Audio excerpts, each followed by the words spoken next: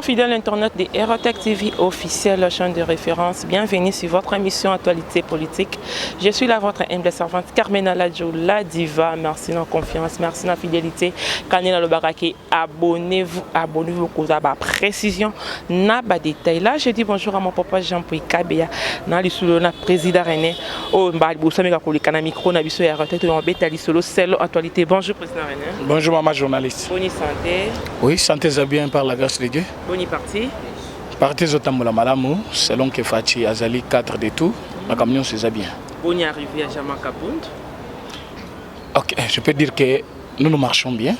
Il n'y a rien à mentir ou tromper. Mais c'est que les internautes peuvent savoir et que le pays va mieux. Oui, va mieux. Ok, tu peux te dire que FCC na cash na mounou nzebo Zotambola lisusu na bokanité. Nigne de ça bongo. Ok.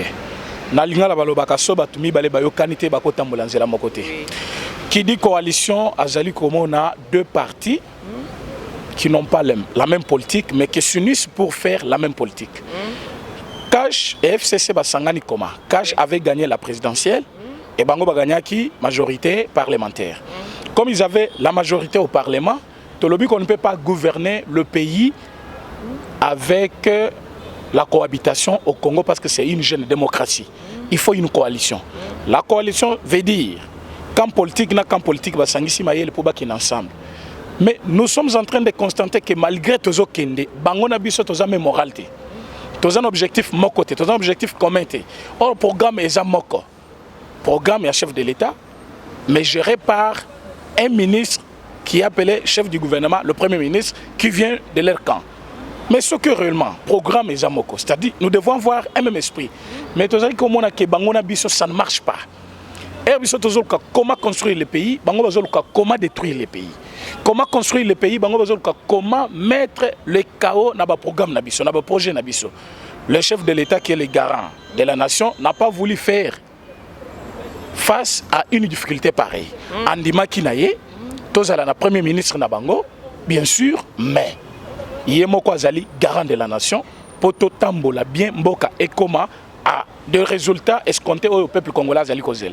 Mais plus nous avançons, plus nous avançons, c'est comme ça le peuple s'est décidé. Le peuple représenté par le parti au pouvoir, un vieux parti, un parti de logique, UDPS. UDPS a lobby, tokoki kondimalisu subuzobate. Par le biais de notre président Aïe Jamar Kaboun, a lobby, trop c'est trop, je vais répondre.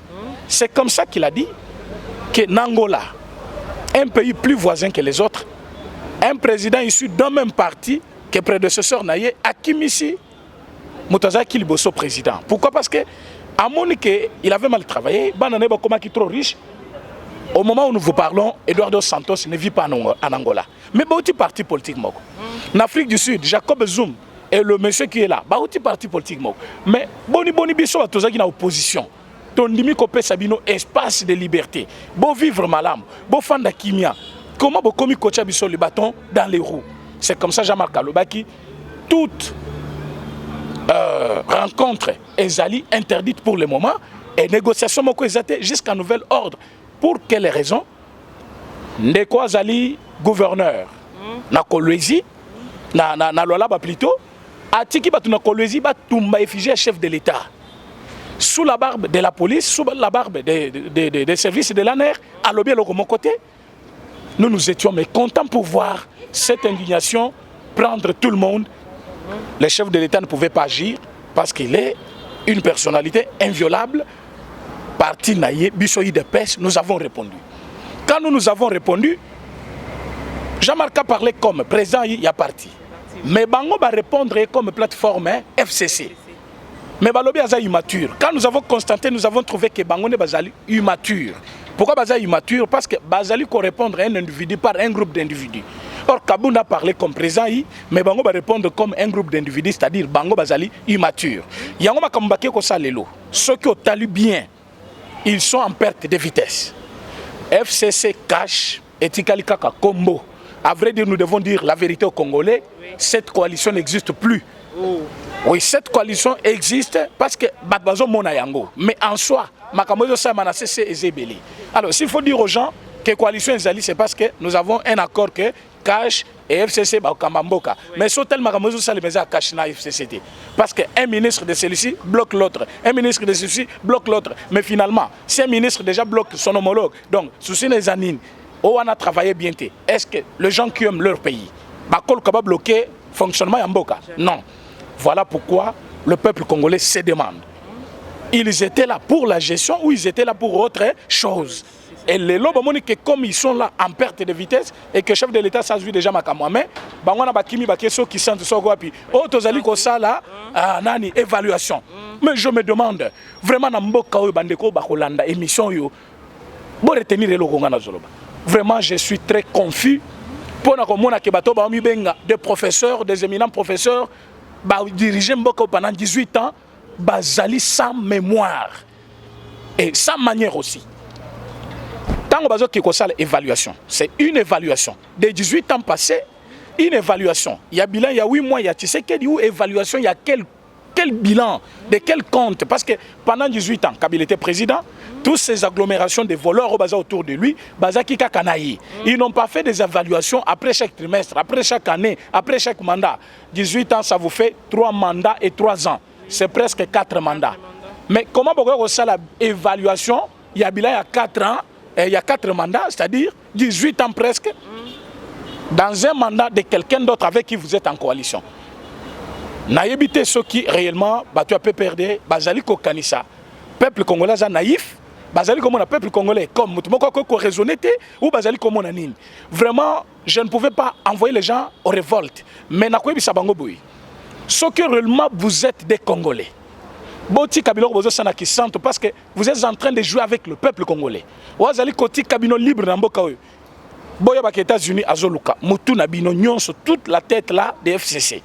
Boye Bake Allemagne, Azali Kolukabino, Europe Azali Kolukabino. Mais au moment où nous sommes en train de vous donner votre liberté, Bino Bozali Kosakana na peuple congolais. Makambo Bozo Salanaki Santo Ezali Soni Nabino, Soni Abana Nabino, Soni à 18 ans Bosali. Pourquoi? Parce que vous ne pouvez pas faire le bilan ou l'évaluation de ce que vous avez fait pendant 3 ou 4 mandats, ou pendant les mandats, après mandat, avec le il y a quelqu'un qui a évaluation. Quelle évaluation? C'est que le président a permis de président président a permettre bangote parce que Azali autorité morale na bangote président Azali président ya ba congolais nyonso Azali non parce que azana droit oui ça va pas que bazo sala. Non maman journaliste, nous sommes les démocrates. Président chef de l'État a outil na parti UDPS. UDPS na idéologie na ye Azali ko défendre les valeurs humaines et de la démocratie. A koki kotika jamais mutazo manifester mutazo revendiquer droit naie baya ba empêcher chef de l'État kotika le kwanate botala bien ba concert tout fayulu abetia équilibre muta tikeli ko empêcher yete asali ba marche naie muta empêcher yete bomoni Moïse Katumbi azo tambola mboka mobimba akomi ko profiter même ba catastrophe so yoki ke mbula ibomi ba akia telemi wana asala meeting naie po batu baye pa naie ebele à comprendre que azo profiter quand moment ya faiblesse ya ba congolais. Alors, qu'est-ce qu'on a voulu dire par là? L'État congolais, nous allons vivre un temps nouveau. Nous sommes en démocratie. Ils peuvent faire leur vie. Ceux qui sont empêcher bangote. Mais dis-moi, tu as bango moko, bayoka soni. Basala évaluation ya iloko sali, yomoko yebi na sala kango bien. Nazo sala évaluation na ngai. Yomo komi pesa point. Lelo s'il faut pesa biso bilan. Il y a retraite baké ko sala na kisantu. Bakoki ko yebisa peuple congolais que sur 10, il y a 3 mandats basali plus 3 ans ce qui fait 4 mandats, ba mi pesi combien sur 10. Pour prendre ngai déjà na ko pesa bango 0,5 sur 10. 0,5. Parce que batika la ko matsa économie en bokate. Ba bomi ba congolais comme bambizo. Batiki mbongo na biso dollar. $1, 1650 francs congolais contre $1. Au moment où je vous parle, tozali na ba parents, o bazali ko regretter bana na bango ti lelo na opération likofi. Mbongo na bango ya ba salaire et bimakate, mais ba bomeli bango bana ki baza ba kuluna. Or muta formé kuluna, c'est bel et bien PPRD. PPRD par les billets, il y a Francis Kalombo les lois comme libre. Liberté Francis Kalombo, c'est parce que tu sais que tu as eu pouvoir. A koki ko vivre na mboka oyo. Parce que tu sais que déjà.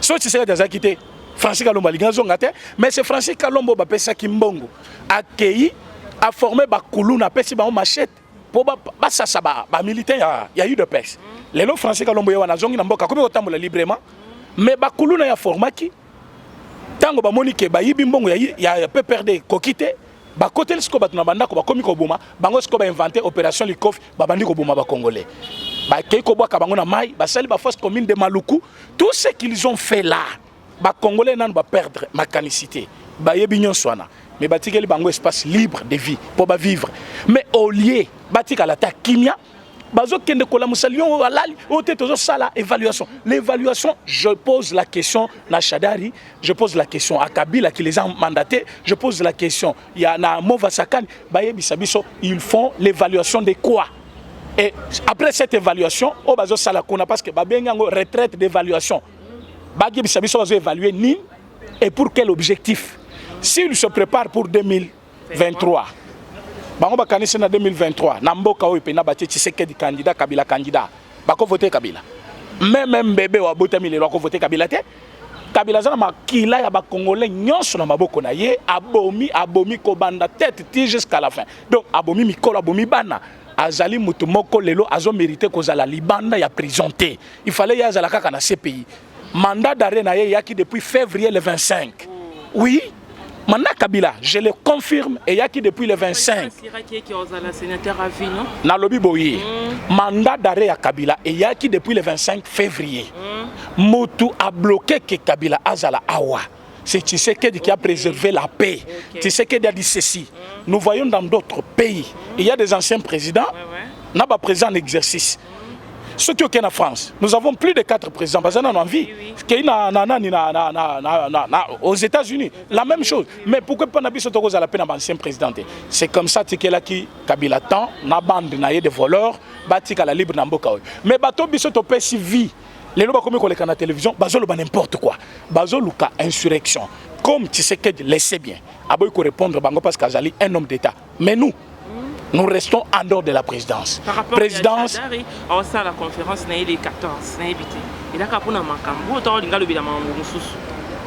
oui, mais conférence de presse, il faut tant aux salayango, oye bani no koyebi saba congolais. Donc les lois bango baza sur à côté le saba congolais, koyebi sabango que gestion Tshisekedi des amabe par rapport à biso ou ba koyebi sabango que gestion na biso les kaki, bomoni banda tolongwe na pouvoir ba koyebi sa peuple congolais nini. Moi je suis très sûr que makambo balingi ba créer na mboka oyo bakosil sayango te. Je peur que bazala parfois na kati ya ba conférence na bango bamoni batu mususu le mécontent babandi ko attaquer bango.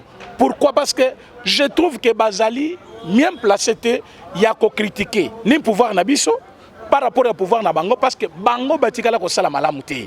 Ils ont eu tout ce que le Congolais avait besoin pour basala la bango malamu. Pourquoi? Bazaki na opposant moko zo chabango pression kolekate parce que tu sais que Dalobaki, je suis un démocrate. Comme j'étais gagnant des élections 2011, ba proclamer ngaité, je prête serment chez moi. Atikali, asima munduki te. Bazaki libre, mais par contre biso on a pouvoir, bango bazo kabola manduki partout pour ba ko bundisa biso, ba détruire quoi? Programme na biso boto sa musala bien te. Lelo to meli batu, gratuité de l'enseignement. Bango bazo combattre yango par le biais du ministre na bango oyo batiaki wana so Willy Bakonga a changé langage mikolo baza ebele bazo combattre yango po simba te po bango basalela yango te. Voilà pourquoi nous on ne va pas se taire. Soki bango batiki te, soki bango ba changer ma canicité bakoyekola kona jendenge Jean-Marc Kalopi. Tokotinda bango kana fleuve. Soki ba monike Shadari pe nazo regretter Shadari. Mukolo boy papa na ngai. Oke kola tape nani ya ba sportif. Yo za sportif.